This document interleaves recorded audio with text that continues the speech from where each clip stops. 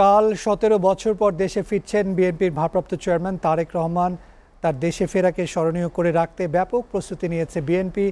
রাজধানী ঢাকার পূর্বাচল ৩০০ ফিট সড়কে চলছে সংবর্ধনা মঞ্চের প্রস্তুতি এবং সেখানে এই মুহূর্তে আছেন আমাদের সহকর্মী তাশরিক সঞ্চয়।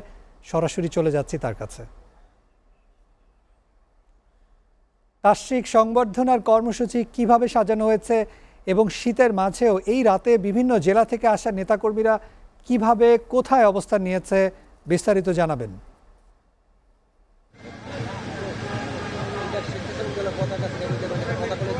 আসিফ, আপনি আসলে ঠিকই বলছিলেন।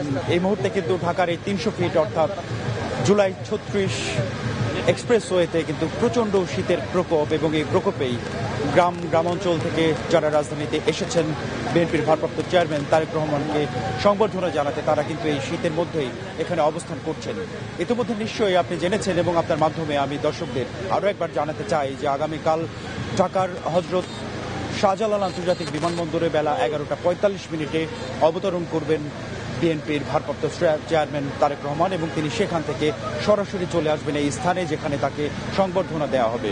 এখানে সংক্ষিপ্ত বক্তব্য অর্থাৎ সংক্ষিপ্ত সমাবেশের শেষেই কিন্তু তিনি সরাসরি চলে যাবেন রাজধানীর এভার কেয়ার হাসপাতালে, যেখানে তার মা অর্থাৎ বিএনপি চেয়ারপারসন বেগম খালেদা জিয়া শারীরিক অসুস্থতা নিয়ে চিকিৎসাধীন রয়েছেন।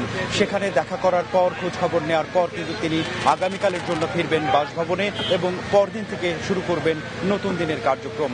তার আগে এই মুহূর্তে নিশ্চয়ই আমার পিছনে দেখতে পাচ্ছেন নেতাকর্মীদের ভিড় লেগে আছে। ঠিক এই মুহূর্তে বলা যায় যে এখানে প্রায় 2 কিলোমিটার পর্যন্ত এলাকা জুড়ে কিন্তু বিএনপি নেতাকর্মীরা যারা সংবর্ধনা দিতে এসেছেন এখানে তারা অবস্থান করছেন। এছাড়া আগামী কয়েকদিন তারেক রহমান ঢাকায় কিভাবে তার দিনপাত করবেন সেসব তথ্য কিন্তু আমরা ইতিমধ্যে হাতে পেয়েছি। কিছু অংশ সেখান থেকে জানিয়ে দিতে চাই। আগামী 26 ডিসেম্বর বা জুমা শহীদ প্রেসিডেন্ট জিয়াউর রহমানের কবর জিয়ারত করবেন জুমার নামাজের পর। এরপর তিনি সেখান থেকে রওনা হবেন সাভার স্মৃতিসৌধে শ্রদ্ধা নিবেদন শেষে সেদিনের মতো রাজনৈতিক কার্যক্রম শেষ হবে। পরদিন 27 ডিসেম্বর নির্বাচন কমিশনে গিয়ে নিজের ভোটার হবেন এবং জাতীয় পরিচয়পত্রের কিছু কার্যক্রম তার রয়েছে সেগুলো শেষ করবেন। একই দিনে অর্থাৎ 27 ডিসেম্বর শহীদ ওসমান হাদির কবর জিয়ারত করবেন। এরপর পঙ্গু হাসপাতালে জুলাই যোদ্ধারা যারা চিকিৎসাধীন রয়েছেন তাদের সাথে কথা বলার কথা রয়েছে তারেক রহমানের। বিএনপির নেতাকর্মীরা এখানে যারা অবস্থান করছেন আমরা জানতে পেরেছি এখানে অন্ততপক্ষে 1 লাখের মতো মানুষ কিন্তু সারা রাত এই সমাবেশী স্থলেই তারা অবস্থান করবেন এবং পরদিন সংবর্ধনা দেওয়া শেষেই তারা স্থান ত্যাগ করবেন বলে আমরা জেনেছি।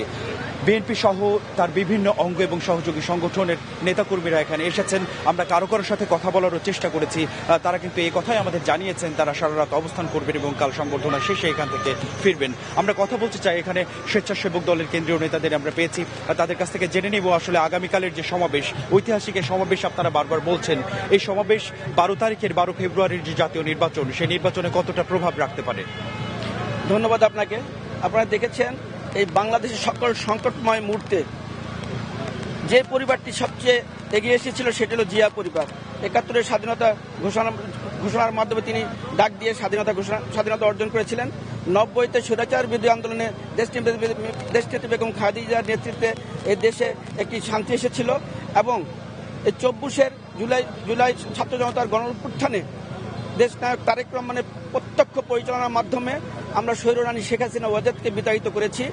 যে কাঙ্ক্ষিত বাংলাদেশ আমরা চেয়েছিলাম সেটা আমরা পাইনি বিধায় আমরা চাই আমাদের নেতা জনাব তারেক রহমান দীর্ঘ 17 বছর 6000 মাইল দূর থেকে একটি রুমে, একটি চেয়ারে, একটি টেবিলে বসে তিনি এই দেশের নেতৃত্ব দিয়েছিলেন সুপরিচিতভাবেই। সেই জন্য এদেশের জনগণ আগামীকাল তাদের নেতাকে পাবে। এই স্বদেশ প্রত্যাবর্তন হিসাবে সারা বাংলাদেশের মানুষ অধিক আগ্রহে আছে তাকে কিভাবে তাদের রিসিভ করবে।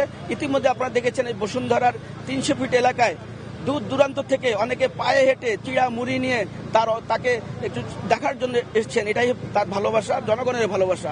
আগামী যে নির্বাচন, যেই নির্বাচনে আমার নেতা জনাব তারেক রহমান 31 দফা দিয়েছেন, সেই 31 দফা বাস্তবায়ন জনগণের কাঙ্ক্ষিত বাংলাদেশ সেখানে প্রতিফলিত হয়েছে। আমরা চাই স্বাবলম্বী বাংলাদেশ, মানবিক বাংলাদেশ। যে জিয়াউর রহমানকে আমরা ফিলোসোফার হিসাবে দেখি, যে দেশনীতি বেগম খালেদা জিয়াকে আমাদের লিডার হিসেবে জানি এবং দেশ নায়ক তারেক রহমান আমাদের ফিউচার হিসাবে আগামী বাংলাদেশের তিনি স্লোগান দিচ্ছেন সবার আগে বাংলাদেশ।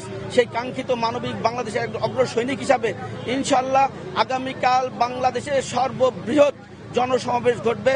তাদের আমরা জনগণের হৃদয় অর্জন করতে চাই, অর্জন করছি বিধায় সেই সমস্যা আগামীকাল দেখবেন। তাশরিক, আপনাকে ধন্যবাদ।